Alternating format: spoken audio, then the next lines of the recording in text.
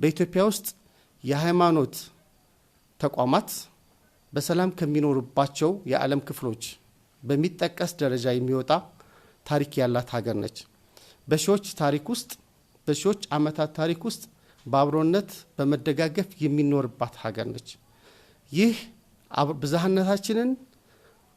ብዝሃነታችንን እንደ ጥንካሬ በመቁጠር ተደምረን ሀገር የመገንባት ታሪካችን የትናንትም የዛሬም የነገም እንደሚሆን ግልጽ ነው።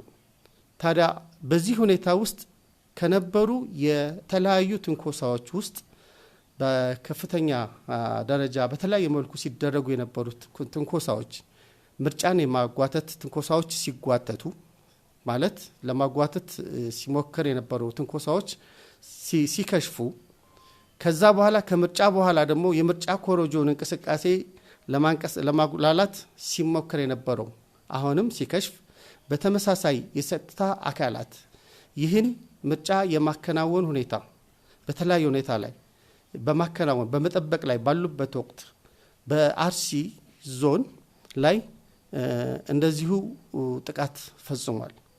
የአርሲ ዞን ጥቃት ስንመለከት ዘርዘር ባልከን ስንመለከተው አሶኮ ወረዳ ላይ ደለታ ጨፌ ቀበሌ ላይ በተደረገው ጥቃት ይህ በሌላ አካባቢ ምርጫን ለማደናቀፍ ሲሞክር የነበረው ጽንፈኛው ሽብርተኛው የሸኔ ቡድን እዛ አካባቢ ላይ ያሉት ላይ በመጀመሪያ ግጭት የፈጠረው ከአካባቢው ካሉት የጸጥታ አካላት ጋር ነው፣ ከሚሊሻና ከፖሊስ ማለት ነው። ይህ የሚያመላክተው በእለቱ ቀን 5 የሚሊሻ አባላት 3 የፖሊስ አካላት ተሰውተዋል። ይህ የሆነ ያለ ግን እነዚህ የሚሊሻ አካላትና የፖሊስ አካላት ከዚህ ጽንፈኛ ቡድን ጋር እየታገሉ ባሉበት ሁኔታ ከአካባቢው ሰው እንዲሸሽ ብዙ ስራ ሰርተዋል። ያም ሆኖ ግን በዛው ወረዳ 4 ሲቪሎች ተገለዋል። በተመሳሳይ በቦታው ላይ በአሶኮ ወረዳ ላይ የሚገኝ አንድ የኢትዮጵያ ኦርቶዶክስ ቤተክርስቲያን የተቃጠለ ሲሆን የአንድ የመንግስት ጤና ጣቢያና የቀበሌ ጽህፈት ቤትም ተዘርፏል። 65 የግለሰብ ቤቶችም ተቃጥለዋል።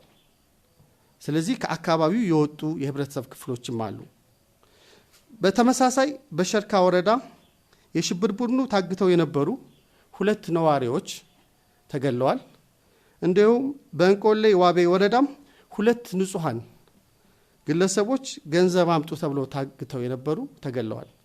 ይህ ሁኔታው ይህ ሆኖ ያለ ይህ መሆኑም በጣም አሳዛኝ እንደሆነ ሁሉም የህብረተሰብ ክፍል የሚያምን በመሆኑ ምክንያቱም ሰዎች ተበድለው አጥፍተው እንኳ ቤተክርስቲያንና የሃይማኖት ተቋማት ይጠለያሉ እንጂ ቤተክርስቲያንና የሃይማኖት ተቋማት የጥቃት ማዕከል መሆን ታሪካችንም እሴታችንም አያገልጸንም። ይህ አሳዛኝ ድርጊት መወገዝ እንዳለበትና መንግስትም በጽኑ ያወገዘው እንደሆነ የገለጽን ግን ጉዳዩ ላይ ፋክቶችን ለማዛባትና የተለየ ቅርጽ ለመስጠት የተካሄደውን ሁኔታ ግን በጣም በጽኑ እናወግዛለን እንደ ሰላም ሚኒስተር ማለት ነው። ጉዳዩ በልኩ መታየት አለበት የሚል ጽኑ እምነት አለን።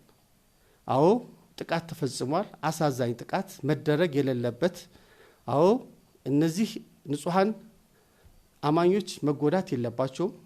አዎ የእምነት ተቋማት በክብልና ከብራቸው እንጂ ልንጎዳቸው አይገባም።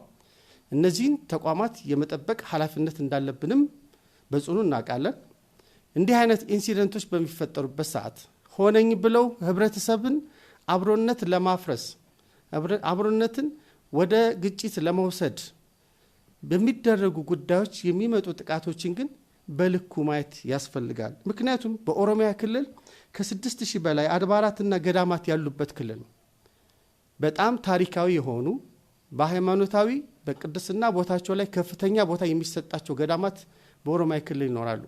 በኦሮሚያ ክልል ህብረተሰቡ የክልሉ መንግስትም እነዚህ ገዳማትና አድባራት ተከብረው እንዲኖሩ ደህንነታቸው እንዲረጋገጥ ሌት ተቀን ነው ስራ የሚሰሩት።